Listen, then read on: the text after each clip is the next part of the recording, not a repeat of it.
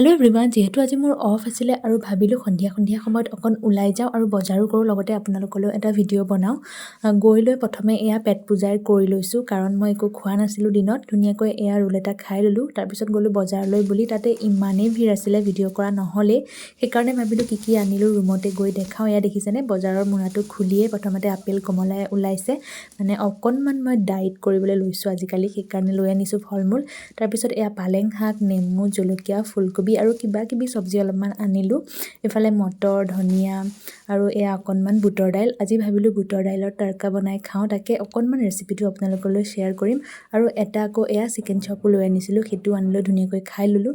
তাৰপিছত এয়া মই বনাবলৈ লৈছোঁ বুটৰ দাইলৰ তড়কা। প্ৰথমতে এয়া দেখিছেনে, কুকাৰতে মই ধুনীয়াকৈ এইফালে গোটেই মছলাখিনি দি ল'লোঁ। আদা, নহৰু, জলকীয়া, তাৰপিছত আকৌ পিঁয়াজ, তাৰপিছত তেজপাত, শুকান জলকীয়া গোটেইখিনি ধুনীয়াকৈ দি ল'লোঁ। লগতে বিলাহী দি অকণমান ভাজি ল'লোঁ।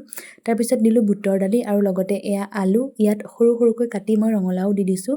৩-৪টামান চিটি মৰাৰ পিছত এইখিনি ধুনীয়াকৈ সিজি গৈছে আৰু দেখিছেনে, মই নিমখ আৰু অকণমান মছলা দিছোঁ।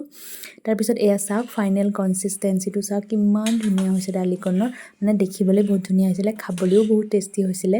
তাৰপিছত এইফালে আকৌ মই ৰঙালাওৰ সৰু সৰু মানে পাতলকৈ কাটি লৈ এনেকৈ চিপছ টাইপত অকণমান ফ্ৰাই কৰিলোঁ। তাৰপিছত সেই বুটত দিয়া আলুৰে এটা পিটিকা বনালোঁ। ভিডিঅ'টো কেনেকুৱা পালে চাই জনাব। আজিলৈ আহিলোঁ দেই, বাই।